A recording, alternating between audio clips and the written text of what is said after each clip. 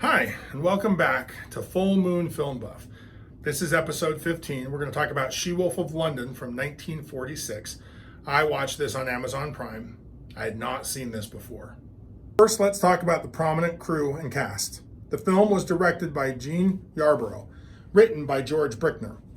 Gene Yarborough was primarily noted for his ability to bring in a project on time and under budget, a trait that endeared him to the moneymen in Hollywood. This attribute would make him very successful when he switched to television later.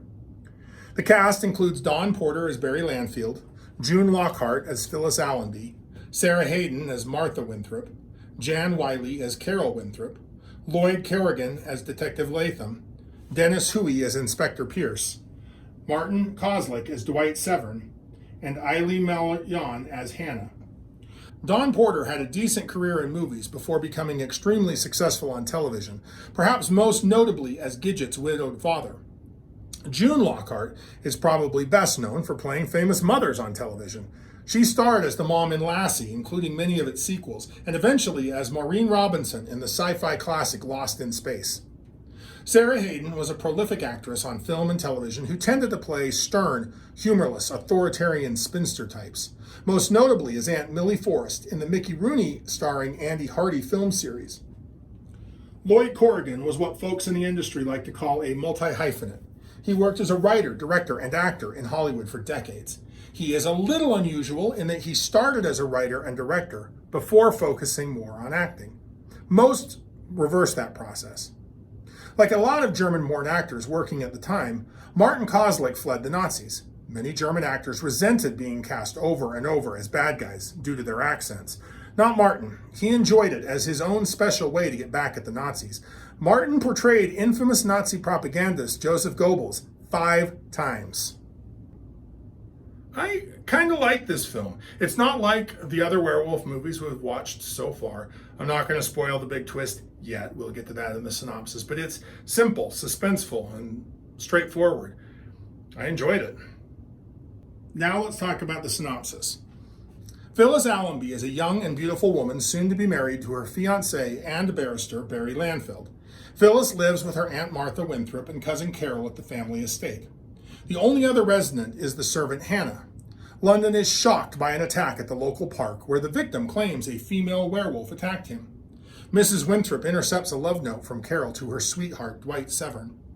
Mrs. Winthrop reveals to her daughter they are not actually related to Phyllis, and Carol needs to aim to marry a rich man in case they get evicted from Allenby Manor after Phyllis is married. The pair of dogs Mrs. Winthrop bought for protection hate Phyllis.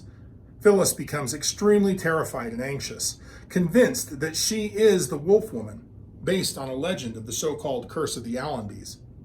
Mrs. Winthrop tries to convince Phyllis how crazy this sounds. She helps calm Phyllis down with a nightcap of warm milk. That night, a woman sneaks out of the Allenby Manor. Next morning, a boy is found dead with his throat ripped out. Phyllis wakes with blood on her hands. Her dressing robe and shoes are muddy. Note, this means that as a bloodthirsty werewolf, she heads out and kills, but not before covering up her nightgown and putting on shoes. Something doesn't add up. The press is all in on the She-Wolf of London story, and Detective Latham at Scotland Yard begins murmuring about werewolves as well. Inspector Pierce believes it is a dangerous dog. Phyllis doesn't want to see Barry due to her guilt. Mrs. Winthrop also interferes with Barry seeing Phyllis. Mrs. Winthrop continues to tell Phyllis how ridiculous her fears sound. Carol begins to spend time with Barry, while Phyllis denies Barry visiting her each day. Detective Latham is murdered soon after visiting the mansion in the same way as the other victims. Barry becomes convinced something else is going on besides these so-called werewolf murders and begins his own investigation of both the park and the mansion. Carol tells Phyllis she's been meeting with Barry, and Barry is desperate to know what's going on. Carol also insists Phyllis can confide in her, no matter what Phyllis is dealing with. Barry stakes out the mansion and sees Carol sneak out. While Barry talks to 2 constables, a man who turns out to be Dwight Severn is attacked by a mystery woman. He defends himself until Barry and the cops arrive and the woman flees. Carol arrives soon after and confesses she has been sneaking out to meet with Dwight often. Barry thinks Carol is the she-wolf. Phyllis is at her wit's end and finally confesses. showing Carol the evidence she sneaks out at night and kills. Carol agrees to Phyllis's request to get the police. Mrs. Winthrop cannot have that and confronts Phyllis, drugging her with spiked milk, like she's been doing all along. Mrs. Winthrop hoped Phyllis would be completely insane before the cops were called, but Phyllis has accelerated the timetable. Mrs. Winthrop tells Phyllis she's going to kill her. First, she confesses. It turns out Mrs. Winthrop committed the attacks to convince Phyllis she is insane and belongs in an asylum rather than married to Barry. This way, Mrs. Winthrop and Carol can remain living in the mansion. She also attacked Dwight, Carol's greengrocer boyfriend, to get him out of the way of Carol and Barry's hypothetical burgeoning relationship. However, Hannah overhears all this, and Mrs. Winthrop chases her down the stairs, trips, and falls on her own knife. This is why you do not run with sharp knives. The house door opens, and Barry, Carol, and the police come in, with Hannah telling them that Mrs. Winthrop committed the attacks, and she is the she-wolf. Barry comforts Phyllis and tells her Mrs. Winthrop is dead, with the two hugging one another before the movie ends. The movie was not well received initially, and I get why. Audiences and reviewers went into this expecting a B-movie horror movie. The poster and trailers absolutely sold that that's what this movie was going to be.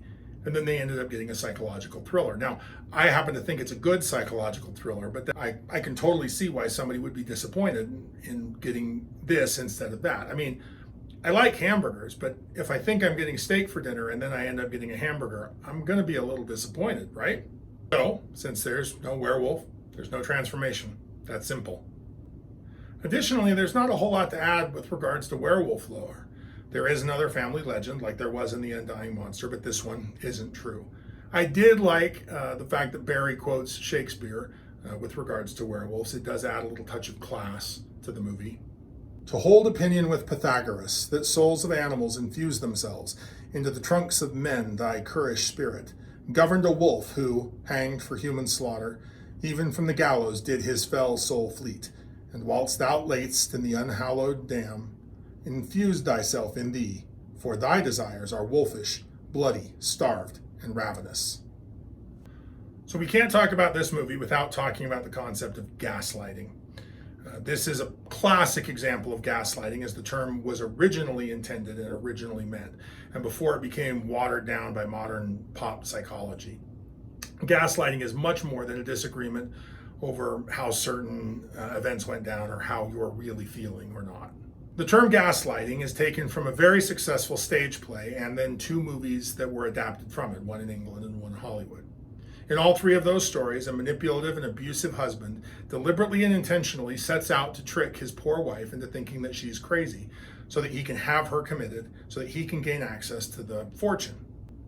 Gaslighting is this subjective experience of having your perceptions of reality repeatedly and deliberately undermined. The term originally referred to manipulation so intense that the victim very often ended up with actual psychological problems and in need of institutionalization because of the manipulation of how they were perceiving reality. Psychological case studies from as early as the 1970s onward describe these intense asymmetric mental warfare cases. This isn't a disagreement. This is somebody setting out to destroy somebody else. She-Wolf of London is a perfect case study in this. Mrs. Winthrop knows that Phyllis believes in the curse of the Allenbys. With that information, she sets out and commits the following acts. She drugs Phyllis without her knowledge or consent, putting her into a suggestive state where she doesn't know what actually happened. 2, she commits violent acts and then places evidence that leads Phyllis to believe that she is the one that committed these violent acts. 3rd, she places Phyllis in a mental trap where Phyllis either decides that she's a supernatural killer or that she's insane, when neither of those two things is true. And finally, she deliberately and intentionally interferes with Phyllis's ability to communicate and talk with people that would absolutely dispute Mrs. Winthrop's framing of all of the events that have gone on. If Phyllis had been able to talk to Barry, Barry would have told her that she wasn't seeing things or that her perceptions of reality were accurate and that she's not crazy and that she's not the she-wolf. Mrs. Winthrop does all of this with the express purpose of denying Phyllis the opportunity to enter into a loving and committing marriage, institutionalizing her, and placing Phyllis under Mrs. Winthrop and Mrs. Winthrop over Phyllis as her sole caregiver, giving Mrs. Winthrop unrestricted access to the Allenby estates and fortunes. In modern day usage, the term gaslighting is often used much more colloquially to just refer to someone who's denying a person's feelings or perceptions of reality are accurate. However, that's just a disagreement over what happened. Just because somebody doesn't remember an event happening the same way you do doesn't mean they're gaslighting you. It just means they're disagreeing with you. That said, your feelings are important and valid, and somebody who never takes your feelings seriously probably doesn't take you seriously either. Finally, let's talk about Mrs. Winthrop's motive here. This is a psychological thriller with Jane Austen concerns, right? Mrs. Winthrop made a perhaps poor decision in her youth to marry for love rather than money. It obviously didn't work out for her, as her husband died, leaving her a widow with a young child and no way to support herself. Luckily, maybe, I don't know, for Mrs. Winthrop, she was able to go back to the man that she had jilted. She is who left Mr. Allenby, and get a job working for him as a housekeeper to support herself and her daughter.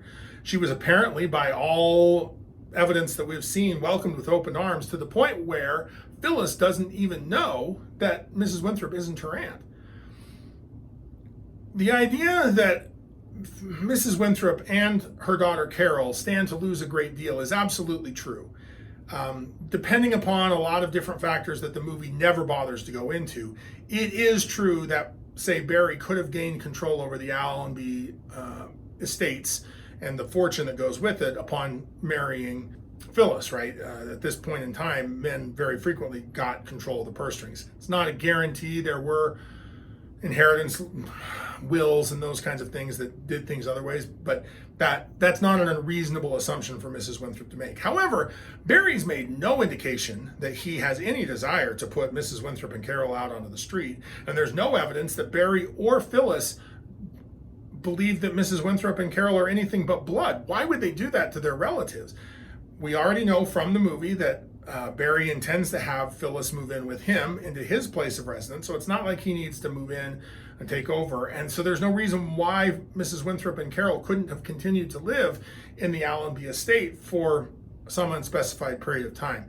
Now, a lot of this, however, is my interpretation of the movie from my perspective watching it now in 2023.